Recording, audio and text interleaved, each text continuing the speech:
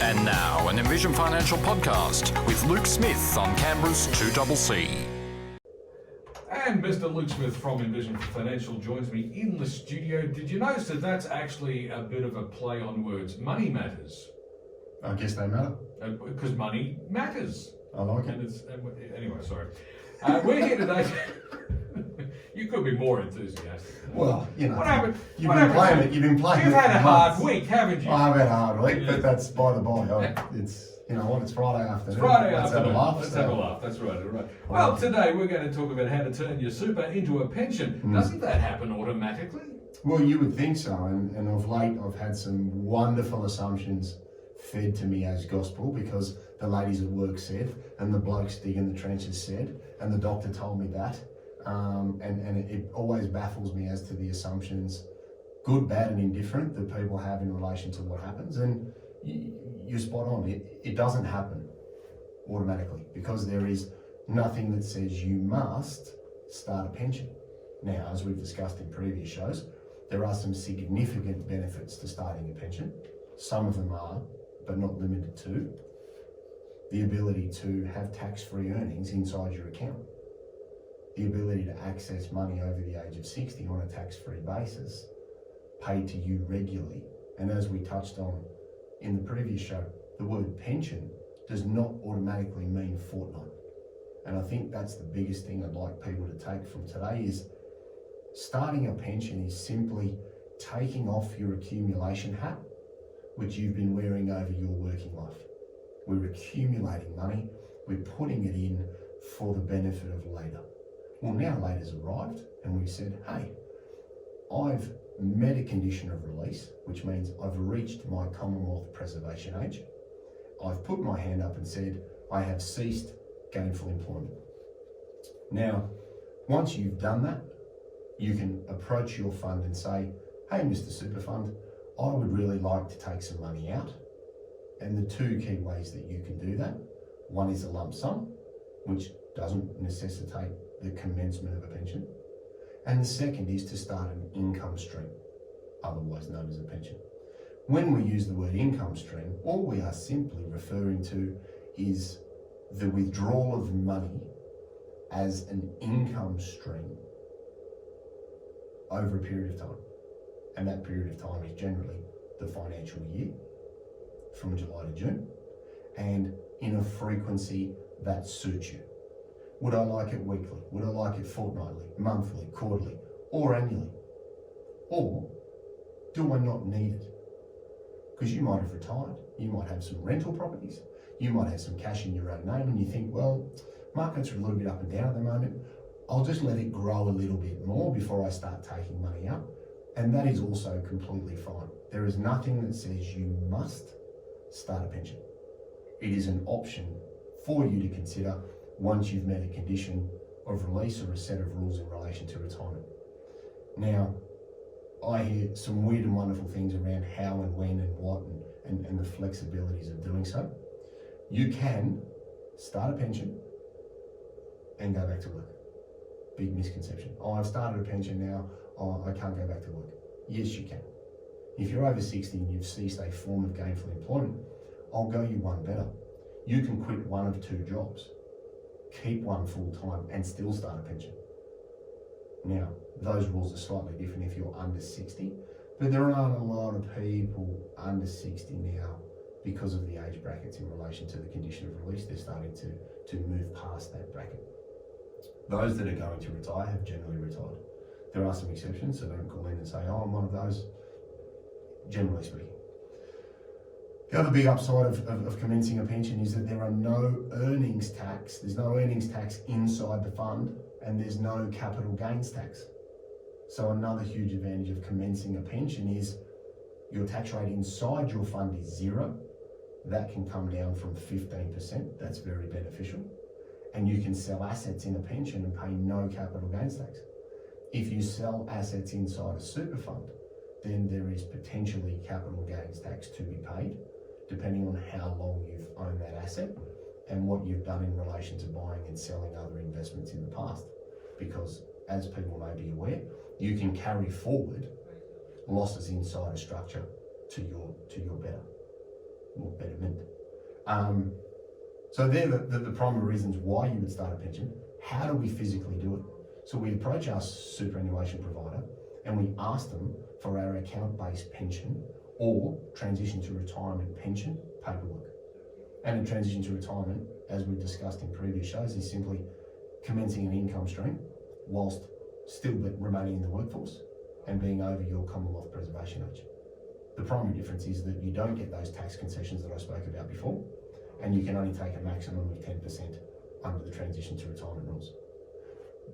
All pensions that you commence demand that you take the minimum for age.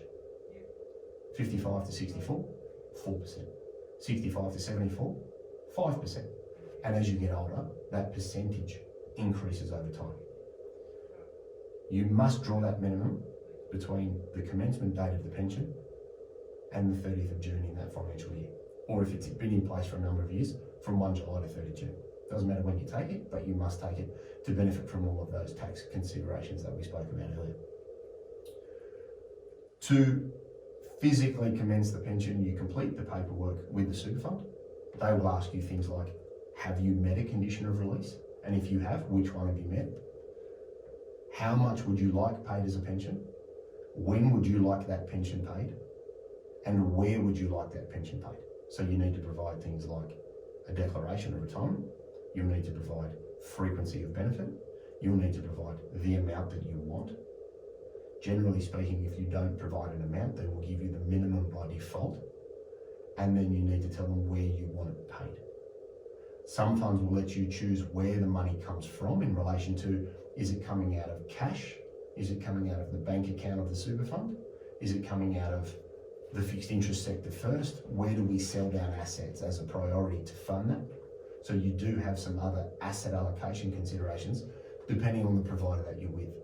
I think strategically it makes a lot of sense to keep a year's worth of pension money in the bank because it gives you some protection around short-term volatility and preventing or reducing the need for you to sell assets at a time that may not be opportune to be able to then fund pension payments to meet lifestyle costs.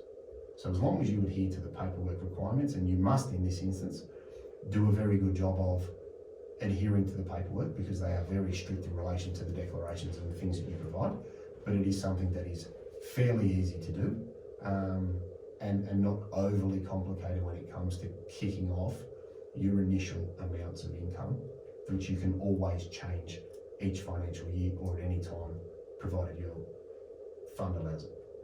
One of the more surprising things that I've learned in these discussions is that when you start taking money out of your superannuation, whether it's in the form of a pension or even as a lump sum, you can in fact actually put it back into superannuation and get a tax deduction. Yeah, 100%. We've spoken about recontribution strategies in the past, and you're exactly right. I think that's another great misconception. I've left the workforce. Well, now I can't put money into super. Yes, you can. And the two ways you put it in, deductible, not deductible. So, great strategy. Good to know you're listening. Somebody has to. use a pension strategy to get money out of your accumulated super, and then use that money to put it back into another fund to claim a tax deduction. Great recontribution strategy leading into 30 June. And the reason you need another fund, for those that go, well, why can't you just put it back into that same account? Once you've commenced an income stream, you can't add capital to it without winding back to accumulation phase. And there's some paperwork faffery that's involved in that, and it can be a little bit of a hassle or a bit of a pain. So it's a lot easier to just open another fund, make the contribution into another fund, because you may return to the workforce. You may make contributions in the future because you've sold an asset. You may want to use the catch-up legislation. Here's one. If we really stretch it on Friday, you might, and I had this instance this week, you might make a huge pension payment out of your account, get your balance way down, that could make you eligible for the catch-up concessional legislation to then make a really big, like $100,000 tax deduction because you're going to sell an asset in your own name and you want to try and mitigate capital gains tax.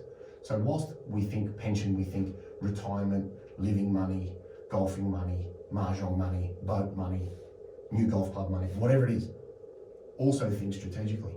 Great funding mechanism to pay off non-deductible debt if you're over 60. Great way to pay some school fees. No tax over 60, as I said, coming out. A lot better than paying it with after-tax salary. Great way to fund contributions to lower your taxable income. So don't always think pension means retirement. Pension also means cash for financial strategies, which could help me from a broader tax position. So keep your mind open. Think about where you can use that legislation and use it to your advantage. As I said at the start, there's nothing stopping you from starting a pension and then going back to work and having wages and pension money at the same time. Could be a great way to do 3 days a week, which is why they started the transition to retirement legislation in the first place. So use it to your advantage, be strategic, and take advantage of those tax concessions, because everybody loves tax-free money. Oh, they certainly do. So what should people keep in mind when it comes to actually starting a pension? Yeah, I think the first thing is understand your provider's rules and regs. Because if you want a weekly pension and they don't offer that, doesn't matter how much you complain and moan and whinge, they're not going to change how they operate. So you might need to move to a fund that gives you the flexibilities that you're after. Look at total super balances and the rules around maximising the capital value of your super before you start a pension. Also think about, if you are going to add money to the super environment before you start a pension, think about the taxable and tax-free components, because the next generation, i.e. your children, will thank you, because there are some really good strategies there about tax minimisation from an estate planning perspective to avoid adult children incurring 17% tax on your passing. So think about that. Think about selling assets in pension phase, because as I mentioned, they are tax-free vehicles up to set legislation thresholds. But under 1.9 million, you've got the ability to start a pension and then sell some very tax-advantaged assets and pay no capital gains tax, which isn't available in superannuation to the same extent. So think about how you manage your assets. Get your paperwork correct and understand what you need to live on. I find people start an income stream and say, I need a pension now. And I ask them, how much do you need to live? And they go, oh, I don't know. A little bit difficult to try and plan something if you don't know what you need. Be a bit like turning up at the Bowser and going, oh, is it diesel? Is it petrol? Is it electric? Am I plugging it in? Am I squeezing this trigger? Is this? Know what you're working with. Understand what you need and then structure your pensions accordingly. And remember that going back to work on a part-time basis, for me, you're still retired. You're just choosing to use your brains and stay engaged in the community and be thinking and stay sharp. And if that means you do one contract a year because you want to, you can. Don't just assume that because you've started a pension, you can never go back to work. You definitely can. And I think for people's well-being, their mental health, their social engagement, doing a little bit of work, COVID taught us that staying at home doing nothing is actually a lot harder than it sounds. And I often find that people go back and want to be part of something. So use a pension to try and limit the amount of time that you need to spend in the workforce to meet your living costs. So it's a great way to fund that. Maximise your franking credits in a pension, because it's a tax-free vehicle and the refund of franking credits can be very beneficial. If you're not in a super fund that allows you to control the franking credits, think about moving to one that does, because that can have a significant uplift in the amount of income that's generated within your pension each year. So some of those key things there are really addressing why commencing a pension is great. But as we touched on previously, understand your paperwork, be diligent, be accurate, get that into your fund and know what you're working with your relevant provider, and use their flexibilities and their options to your advantage.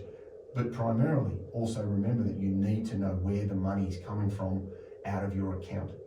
If your fund by default is selling down your Australian shares to pay your pension, you might want to have a chat to them and say, look, can you take it out of this sector or that sector?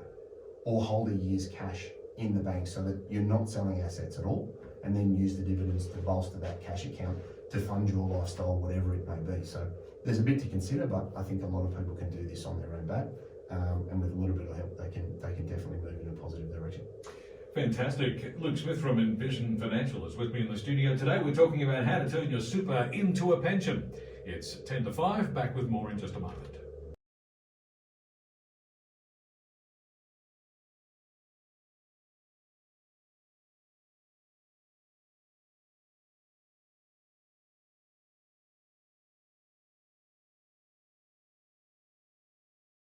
It's about 7 minutes to 5. Luke Smith from Envision Financial is with me in the studio today. We're talking about how to turn your super into a pension. So, Luke, what are the key things to remember? Yeah, so if we were going to make a list, the first one would be you must meet a condition of release.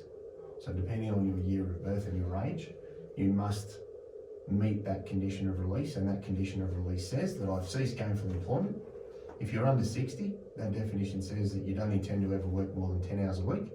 If you're over 60, it says a form of gainful employment has ended. So as we said before the ad break, if you have 2 jobs and you quit one, you're well within your rights to start an income stream. Make sure that you understand how your product provider is going to offer you a pension. A pension does not mean fortnight. A pension can be at any frequency that suits your lifestyle, from weekly to annually and anything in between, provided that your superannuation fund permits it. Make sure that your paperwork is tight, correct, accurate, and on time, because funds may or may not pay benefits on certain days. And if you want your pension to start on the 1st of every month and you submit your paperwork on the 28th of the previous month, you might be sadly mistaken thinking that you'll get a pension payment in a couple of days. So allow some time to let things get set up, because it's not an immediate action. It will take a bit of time, and there's some faffing around to be done to try and get that in place. Maintain a super fund that allows you to control your income. I find if you can control the dividends in your portfolio, you have a greater likelihood of meeting the majority of your pension drawings with dividend income. So it's very important that you're in the right type of fund. Make sure that you sell assets in pension phase, because it is a capital gains tax free environment up to certain thresholds. So check those, sell things and maximise the capital growth that you've achieved over the life of your super fund. Try and make sure that you maximise the use of franking credits, because they are refunded to you in a pension, because there's no tax to pay in that structure. And then think about the pension not just as a retirement vehicle, but also as a strategic funding vehicle for payments for deductions, increasing accumulation accounts, paying off non-deductible debt, reducing your work hours using the transition to retirement rules. And the last one is ensure you draw the minimum required for your age under the legislation, so that you benefit from all of those tax concessions inside the pension account. So there's a few things there that are mandatory. There are a few things there that are strategically benefit most people, and also then think about how you can use the cash flow and the access to capital to your advantage, either from a lifestyle perspective or from a tax minimisation perspective, if you're selling assets in your own name and you want to try and address capital gains tax. Also ensure that you understand the thresholds and some of the limits that are contingent on access. But I think most people can get a handle on that very easily, and most funds now provide a lot of information around the rules and how they can do it.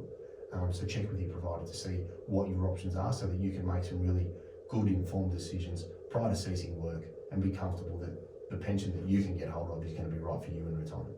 So Luke, where can listeners get more information? Yeah, office number 62604749. I think we've got some spots left before the Christmas break. We've got envisionfinancial.com.au on the internet. We've got the podcast, The Strategy Stacker, Luke Talks Money on iTunes and Spotify. We've got Envision Financial Canberra on YouTube, where we've got all of the shows and the key takeouts. We've got some YouTube shorts. We've got the Strategy Stacker handle on the Tiki-Toker. And all of these types of pension strategies are in Smart Money Strategy, your ultimate guide to financial planning, which is in all your bookstores, Amazon and Booktopia.